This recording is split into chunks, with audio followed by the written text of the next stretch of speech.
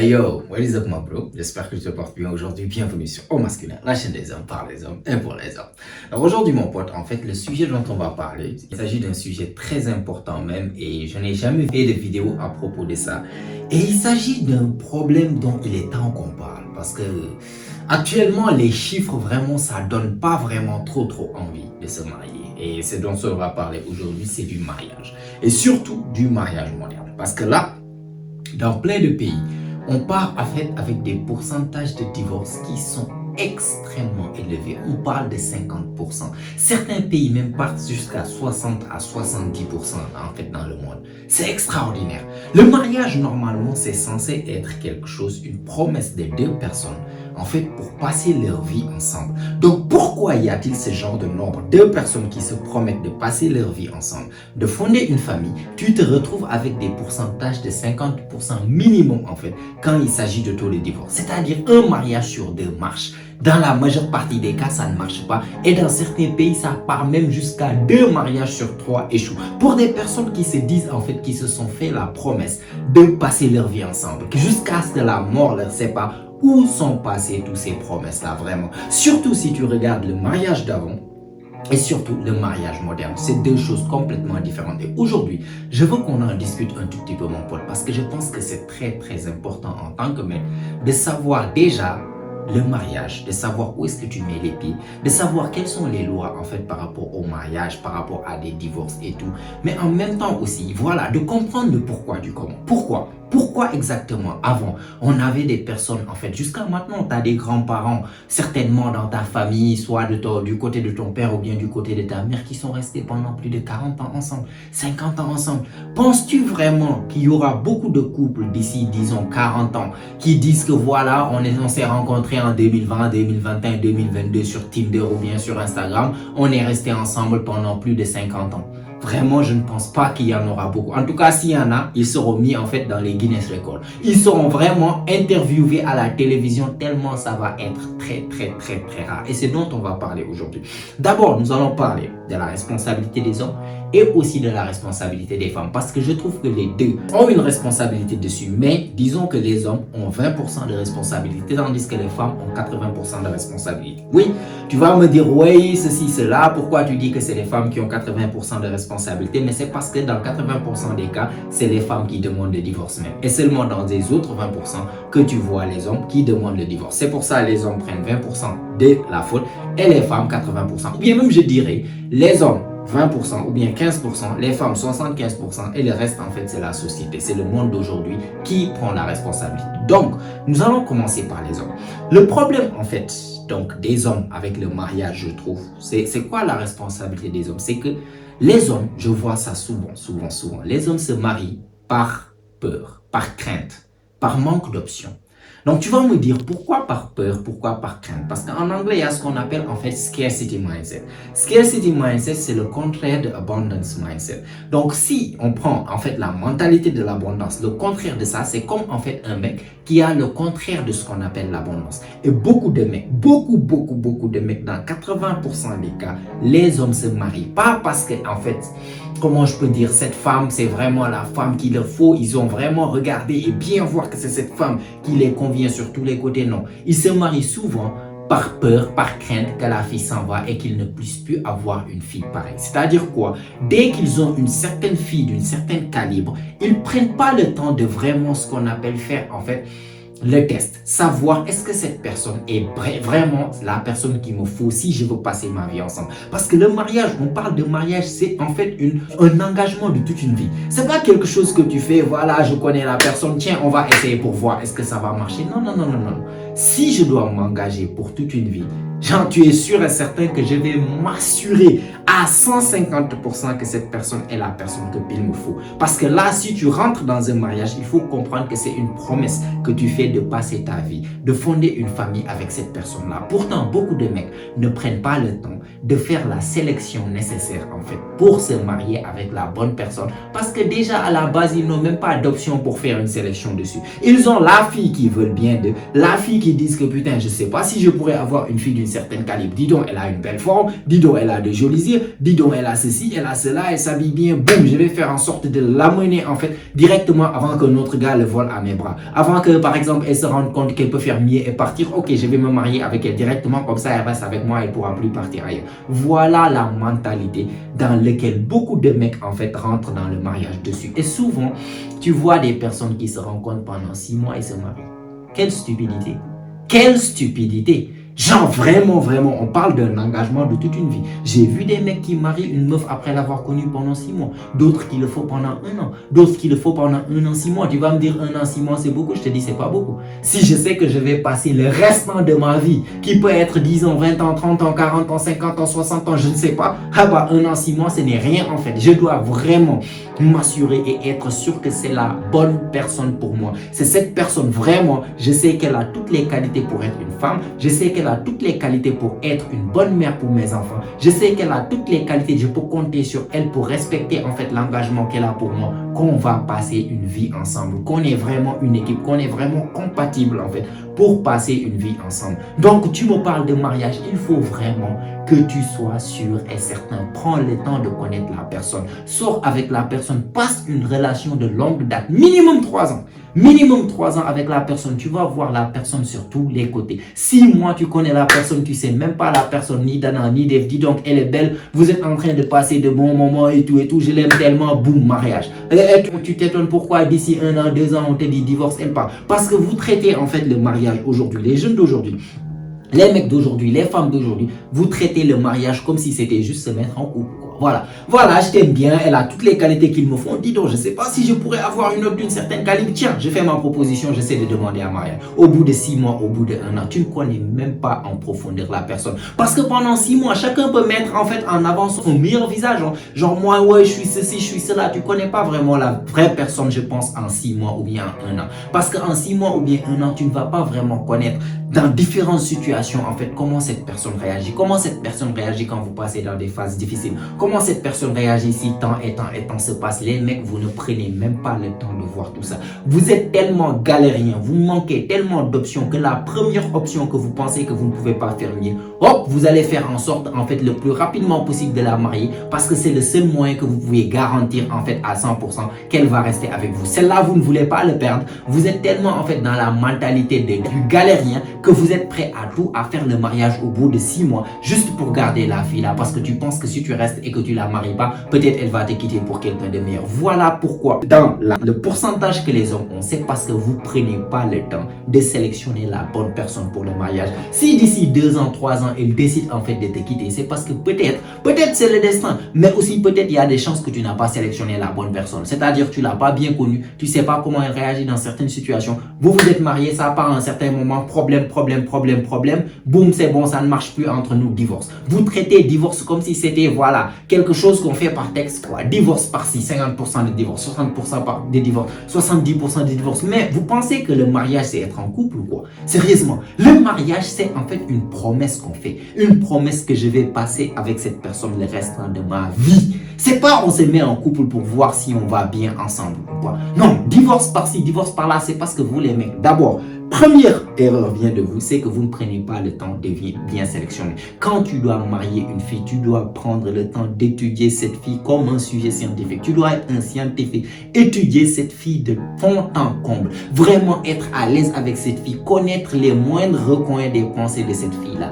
la connaître comme si tu l'avais créée toi-même, la connaître comme la paume de tes mains en fait, et savoir que c'est cette personne, elle a toutes les qualités pour qu'on élève ensemble nos enfants. Et c'est là-bas où tu décides de te marier. Parmi toutes les options que tu as, déjà tu dois commencer par être le genre d'homme qui a une certaine option. Si tu n'as pas d'option, bien sûr que tu vas te marier à la première fille qui va te sourire. Parce que tu galères tellement, tu penses que tu ne pourras pas avoir mieux. Et voilà, tu te maries avec une fille qui te sourit. Après quelques temps, elle s'ennuie de ta gueule. Et voilà, divorce. Voilà le problème. Prends le temps de bien sélectionner. Ça, c'est l'erreur des hommes. Par contre, venons-en aux femmes.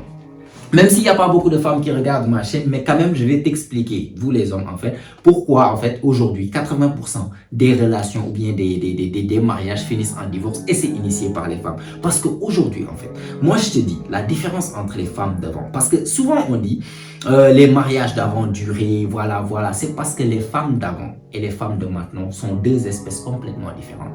Les femmes d'avant, moi je me rappelle très bien en fait, quand on était jeunes et tout, on voyait des problèmes dans les couples et tout. Par contre, comment la famille de l'homme et la famille de la fille réagissaient autant par rapport à aujourd'hui, c'est deux choses complètement différentes. Avant, tu voyais un mari avec sa femme, ça se dispute, ça. Parfois même le mari tabasse la femme, comme ça. Je dis pas que c'est bon de le faire, c'est que je condamne ça carrément, mais on voyait ça avant. C'est ce que je dis, juste ce que je voyais avant. Voilà, j'ai grandi en Afrique et tout, on voyait ça avant. Lorsque j'étais petit, en tout cas, je voyais ça. Tu vois, le mari a eu problème, voilà, il a mal parlé à la femme, il a même tabassé parfois la femme décide, j'en ai marre de ta gueule, bla bla bla bla, elle prend ses bagages, elle rentre chez ses parents. Tu sais quand il arrive chez ses parents, qu'est-ce que la famille de ses parents, ou bien qu'est-ce que ses parents lui disent? La première chose qu'ils lui disent, c'est quoi?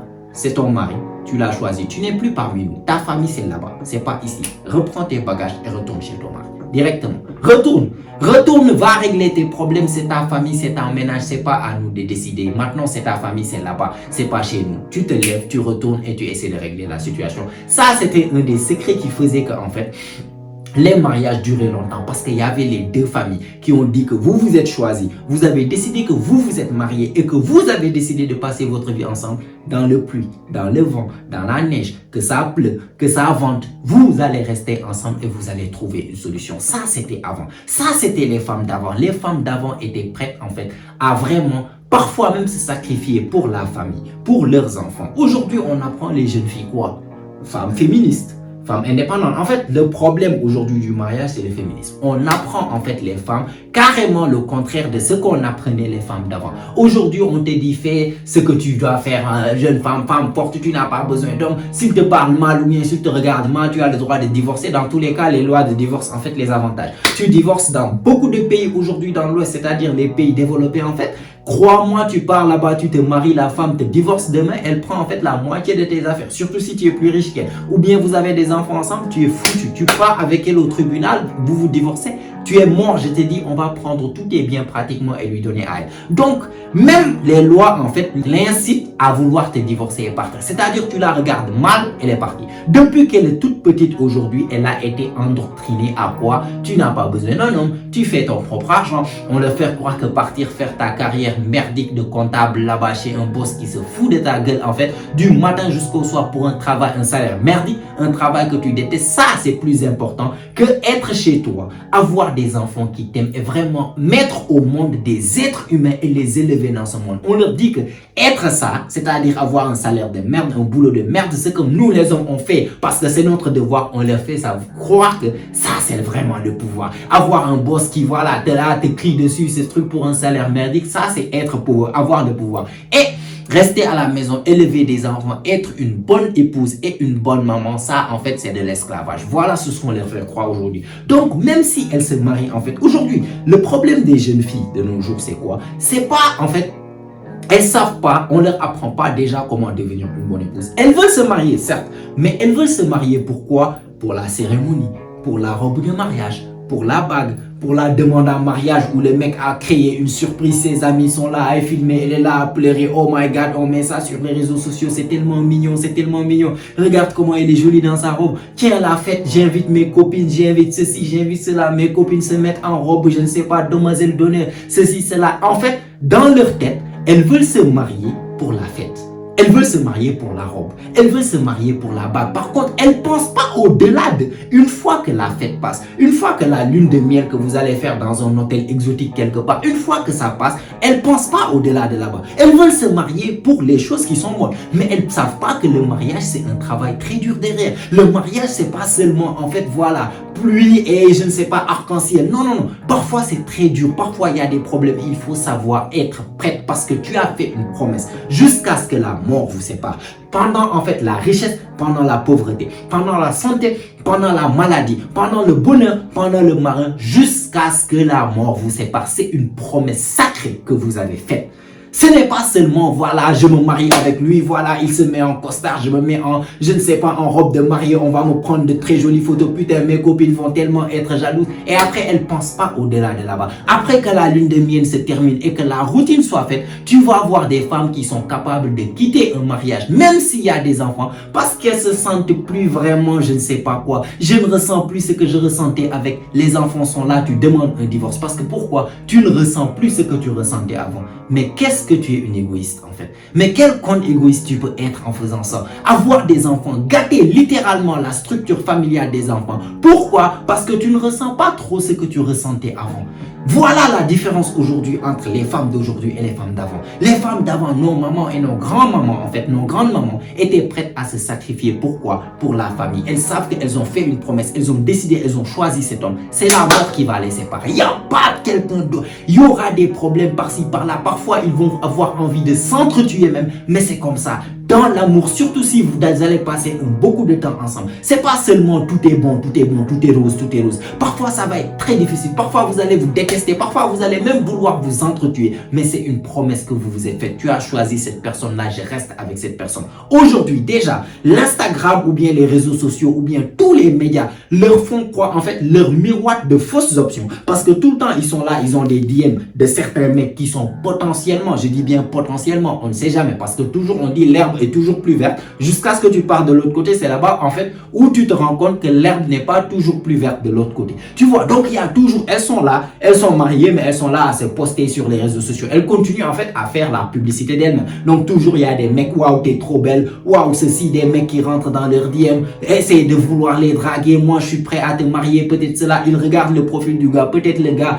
a une voiture que son mari n'a pas actuellement, ou bien le gars est mieux sapé que son mari, ou bien le gars a une meilleure voiture, ou bien a un meilleur, semble voyager plus, ou bien a un meilleur lifestyle que son mari actuellement. Donc dans leur tête en fait, elles sont bourrées en fait de fausses options. C'est ce que j'appelle de fausses options. Parce que dans leur tête, elles pensent qu'elles peuvent avoir n'importe lequel de ces gars en fait qui sont rentrés dans leur DM. Sans savoir que tous ces gars qui sont rentrés dans leur DM, 99% ne veulent qu'une chose: coucher avec elles. Rien de plus. Rien de plus. Donc toutes les filles, et c'est pas seulement les filles mariées, même les filles qui sont célibataires, ont cette sorte de fausse abondance en fait. Elles pensent qu'elles ont des options ailleurs. C'est tellement facile de pouvoir remplacer celui que tu as parce que tu as des centaines de DM de mecs qui sont là à t'attendre. Voilà, elles ont déjà cette fausse option qui sont là. On leur endoctrine pour te dire que tu n'as pas besoin d'un homme, tu n'as pas besoin de suivre les ordres d'un homme. Tu es là, tu es comme épouse, mais tu dis que tu ne dois, cet homme qui est ton mari ne doit pas te dire ce que tu dois faire. Voilà, tu es forte et indépendante. Par contre, tu pars au boulot, il y a un boss, un homme aussi qui va te dire ce que tu vas faire. Là-bas, tu fermes ta gueule et tu fais ce qu'il te demande de faire pour un salaire merdique. Par contre, tu as ton mari qui est là, qui est prêt à se sacrifier, à mourir pour toi, qui t'aime plus que n'importe qui. Ton boss s'en fout de toi. Demain, tu meurs, on met quelqu'un d'autre sur ta place. Mais on te fait croire que ça, c'est la liberté. Tu pars, tu suis les ordres de notre boss, de notre homme là-bas. C'est la liberté, c'est l'indépendance, c'est que tu es forte, tu es indépendante. Ton mari qui est là, qui te dit quelque chose, tu lui dis de fermer sa gueule parce que tu es une forte indépendante. Tu es une femme forte et tu es indépendante. On n'a rien le droit de te dire. Tes enfants sont là, tu es prêt à casser toute une relation. Tous tes enfants, tes 2-3 enfants qui sont là, égoïste que tu es parce qu'on t'a fait croire que voilà, tu es forte, indépendante, tu peux laisser ce mec, you go girl, voilà, femme forte. Toutes les femmes vont être là à encourager une femme qui décide en fait de divorcer juste comme ça. On ne pense plus à l'union familiale, on ne pense même plus aux enfants. Les femmes initient 80% aujourd'hui des divorces parce que tout en fait les pousse à vouloir divorcer. Tout. Déjà, elles se marient pas pour les bonnes raisons, elles se marient pour la fête. Et une fois qu'elles se marient, elles comprennent pas que le mariage c'est des hauts et des bas. C'est pas tout le temps que tu vas aimer ton mari de la même manière, pas comme au début. Parfois tu vas l'aimer un tout petit peu moins, mais il faut comprendre que même si tu l'aimes un tout petit peu moins, tu vas devoir rester et combattre pour que cette relation puisse durer. Même si c'est pas pour toi, même si c'est pas pour lui, mais pour ta future progéniture, pour tes enfants qui sont peut-être déjà nés ou bien qui sont sur le point d'être nés. Parce qu'une fois que tu gâtes ça, les enfants grandissent en fait dans une structure familiale désordonnée. Tu es égoïste, tu n'as pensé qu'à toi-même, tu n'as pas pensé à tes enfants. Donc pourquoi te marier en premier lieu? Tu vois, c'est ça aujourd'hui en fait le problème du mariage. Tout. Même la société aujourd'hui. Je t'ai dit, il y a responsabilité des hommes, il y a responsabilité des femmes qui constituent 80% parce que c'est elles qui demandent le divorce. De un, parce qu'elles ne savent pas pourquoi elles se marient. Et de deux, en même temps, dès qu'elles qu'elles se marient, tout est là à leur montrer que voilà, divorce, tu n'as qu'à partir, tu auras mieux. Divorce, tu n'as qu'à partir, tu auras mieux. Elles vont divorcer et après, une fois qu'elles auront en fait passé le mur, c'est-à-dire vers les trentaines, 35, 40 et que personne ne veut plus d'elles, c'est là-bas où elles commencent à se rendre compte que tiens, c'était pas aussi rose qu'on m'a fait croire. D'autres qui sacrifient même le mariage et les enfants pour une carrière, une fois qu'elles arrivent à 55 ans, 40 ans, elles ne peuvent plus avoir d'enfants. Elles se rendent compte que ce boulot merdique, j'ai tout donné à ce boulot ne me donne absolument rien à part un salaire merdique qui finit avant la fin du mois. C'est là-bas où elles commencent à regretter et à se rendre compte de leurs erreurs. La famille, c'est la chose la plus importante. Les hommes, une fois que tu te maries, tu dois te sacrifier. Les enfants sont nés, ce n'est plus toi. Ce n'est plus toi, on s'en fout de ta gueule. Tout ce que tu fais doit être pour le bien-être de ces êtres innocents qui n'ont rien demandé